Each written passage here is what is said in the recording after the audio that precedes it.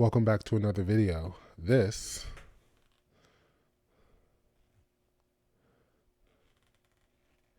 is my rigged out A7C. And so you might be, asking the question, why would I ever want to rig out my A7C? Well, take a look at this footage and then we'll talk about it on the other side. You may now kiss the bride.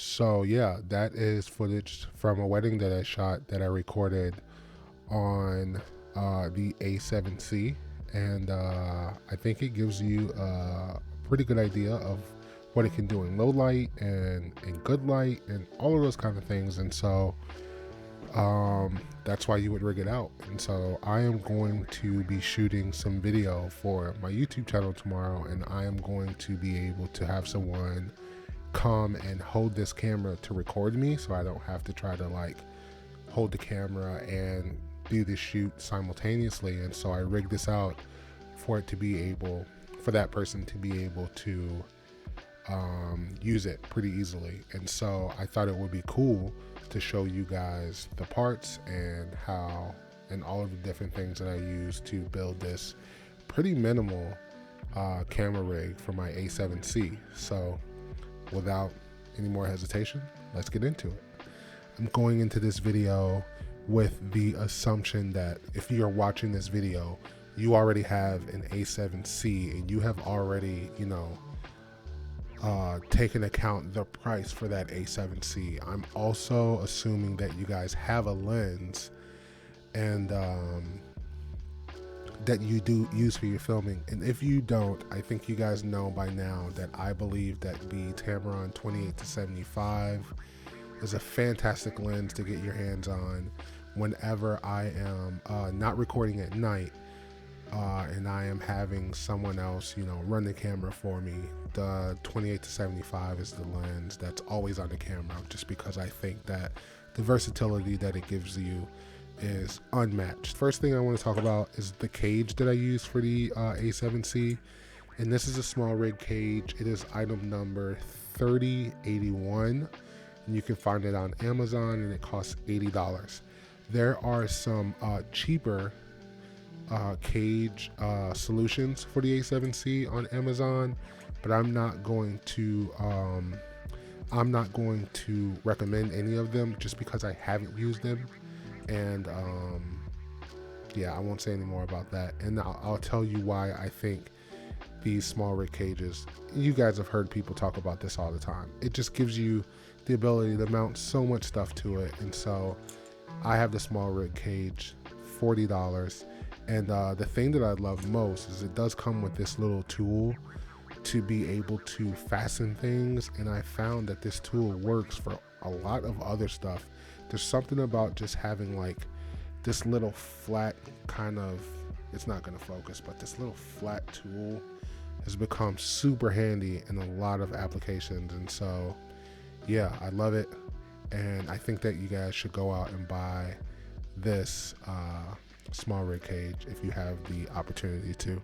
So this A7C just fits into it like this. And also I should say that once I put this cage on, I have actually not taken it off. I use it when I vlog. I actually keep my Gorrilapod mounting plate attached to it all the time because I don't take this cage off ever. The only reason it is off today is because I wanted to take it off to show you guys. I wanted to show you guys what it looked like without the camera in it.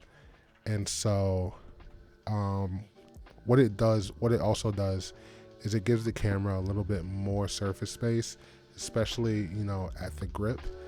And so one of the issues that I was having with the A7C is that the grip, well, everyone really, is that the grip isn't very substantial. And so what it does is it gives my pinky a place to rest when I am holding it and using it for photos. And so the cage really does have multiple functions. And so that's how you install the cage. I was gonna put like a top-down camera, but I didn't feel like going through the trouble. But there's just one screw here down below, and then there is a screw that goes into, this is normally where the strap, that little strap triangle thing is that everyone hates, that makes a whole bunch of noise. So just take that off, and then there's a screw that screws into there, and it keeps the camera from wobbling around in the cage. And so that is what the camera looks like with the cage attached to it. Super sleek, keeps the profile of the camera still super small. You're still able to access all of your port doors and your battery door. And then the great thing about this tool is that it just stores magnetically into the cage right there so that you don't lose it. I actually have a cage like this for my A7 III also, and so I love this cage. So that is, again, the small rig cage 3081. The second thing that I bought is this small rig handle. And what I like about this handle is that if you have the proper tool, you can change this handle to be able to use it as a left-handed handle or a right-handed handle. But you guys can see that I have left it as a left-handed handle, and I'll show you why in a second. I'm gonna go ahead and pop this lens on there just to give myself some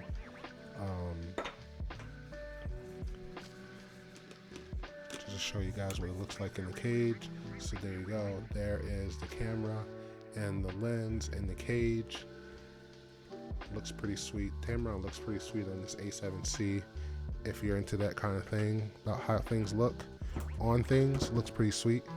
And so this handle just comes with, you know, these little bolts. Also, this entire thing slides up and down in the handle so that you can, when you mount it, you can have it, you know, in any orientation that you want.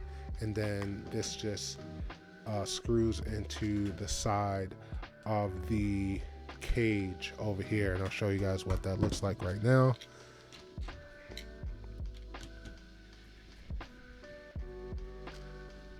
The only tip is to like not tighten one before you tighten the other one, just because then the other one won't tighten correctly.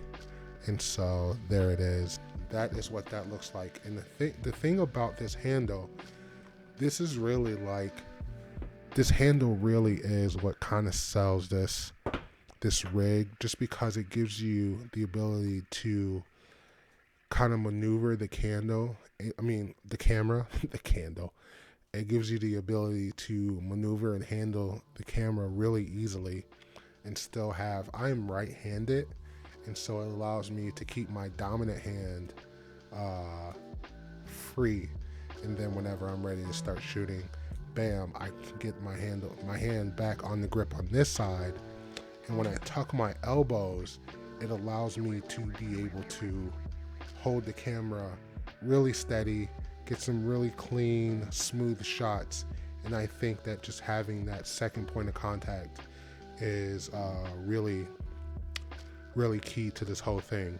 So that handle is it's also small rig, and the item number on that is 2093. If you have a couple more dollars, and this is $80. If you have a few more bucks, they do make one that has a shutter button on it, and I'm really thinking about getting it because then it'll allow me to have a shutter button, you know, here on this grip, and again having my dominant hand free and being able to just start and stop the recording, because I kind of wish this shutter button was a little bit more angled, just because it being on top is a little bit uncomfortable for me, but it's not a big deal. But I do love this handle. This handle is great. And so that's $80. So $40 for the cage, $80 for the handle. And so yeah, let's keep it moving. So the next thing is a monitor mount, and this is also from Small Rig, and the part number is BSE 2346. So this is what I use when I am filming you know, paid stuff. Not so much when I have someone holding the camera for my YouTube videos. When I'm, you know, working on wedding videos or stuff like that, this is the one that I would use. When I'm using the camera, or I have someone running the camera for me, I actually use this little one that I know was sent to me by Amazon, but I can't find it anywhere.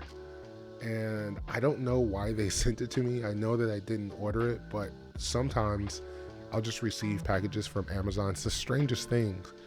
And I have like 3 of these now. And so I went on Amazon and tried to find like a part number for it, but I couldn't find it.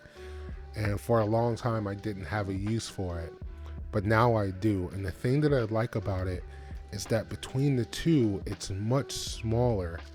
And if you guys have watched my videos, you know that I like to try to keep my camera setups as small as possible when I'm using them. I'll show you guys in a minute why I fasten it to the cage and not the camera hot shoe in just a moment. But and then another thing that I wanted to show is that I did go ahead and tighten it into this orientation where it's a little tilted forward, and I'll show you guys why in just a moment. Actually, I'll show you that right now.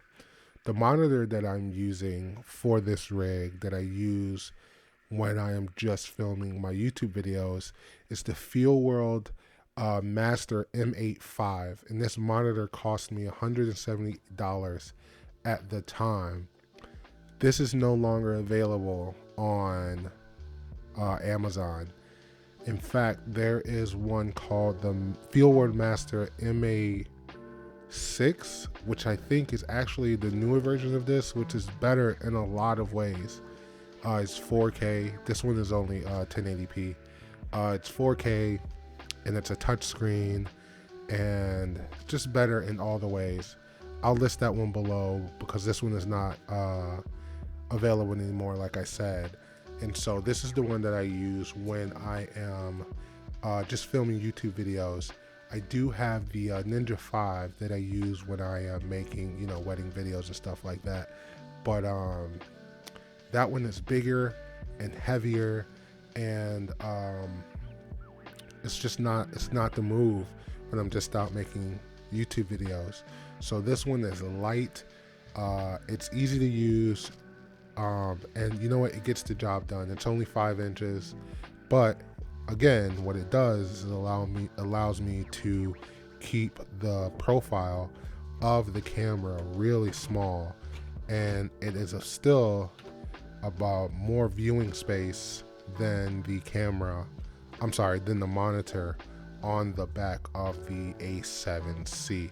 So that sits on top of the camera just like that, and as you can see, it's tilted forward because when I am holding the camera, or I'm showing someone how to hold a camera, or how I would recommend you guys hold the camera when viewing someone else, is I, you know, lock my elbows here at my side, and then if I'm shooting someone, I'm usually shooting from, you know, about where my sternum is up towards, you know, whoever the subject is. And so just kind of getting that kind of hero shot, but not like a superhero shot. So when the camera is in this orientation, I like to have the monitor in such a way that I can see it from where I am, just like that, boom, and it gives me the ability to have that viewing angle. And so that's why I have the angle of the monitor mount as such.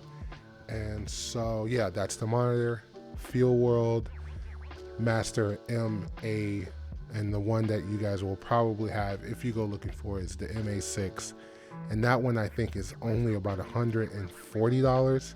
This one was $170 2 years ago when I bought it. And so the newer one is better and cheaper, so that's a win for everyone. And then this monitor runs off of like these NPF batteries. So this is the small one, and I like to have the small ones for this small setup.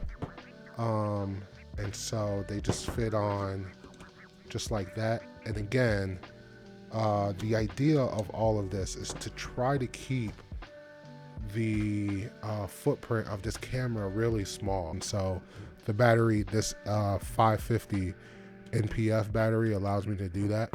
I do have bigger ones for when I am running the Atomos Ninja 5, but I don't really like to use these when I'm just out using a shooting for, you know, the YouTube channel, because I usually shoot in segments, and these things last well enough that if I have one or two on me, then I can make it through an entire video without having to worry about power.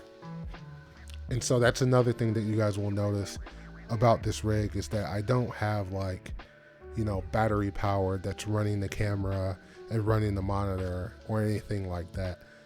Just because, again, the Z batteries for the Sony is usually pretty good.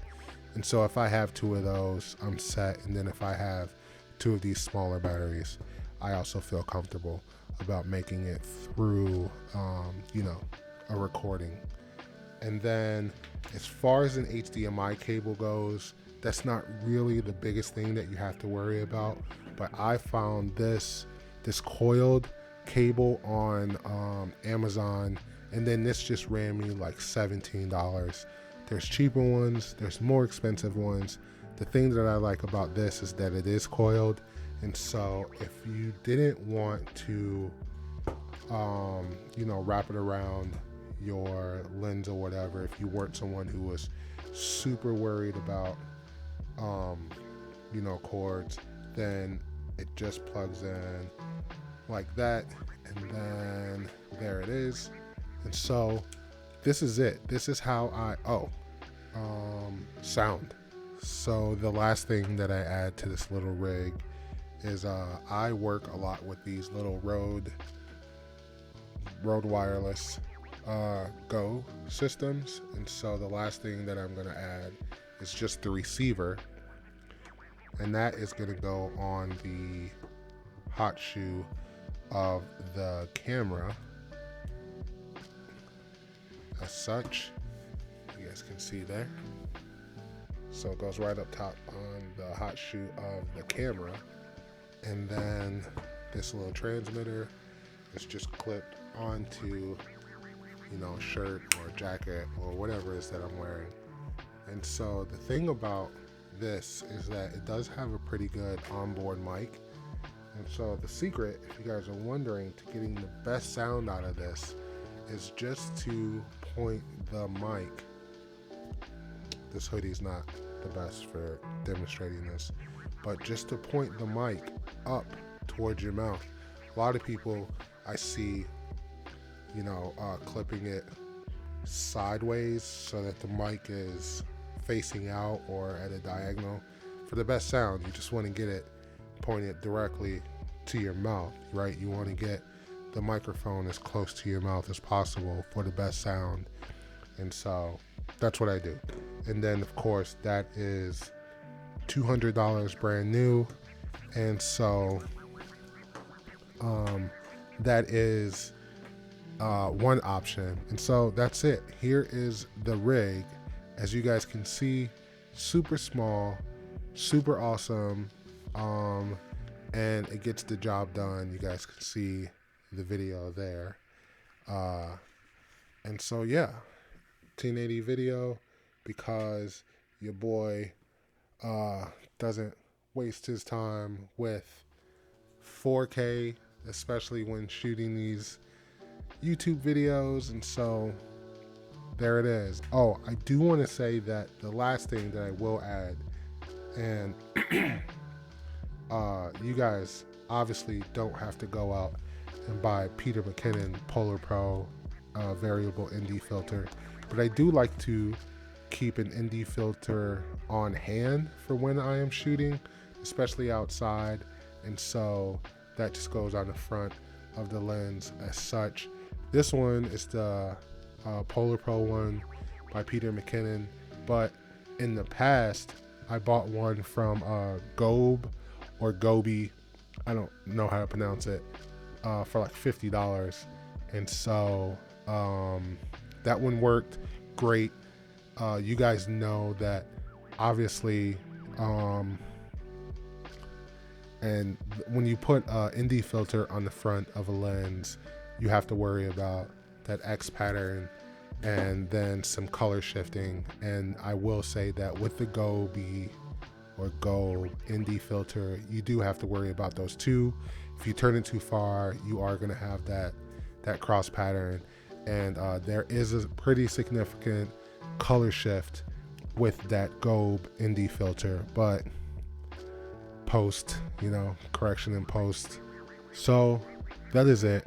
I know that's kind of a long video, but that is the rig that I use when I rig out my A7C when I am filming wedding videos or any other type of videos, or when I need to film YouTube videos.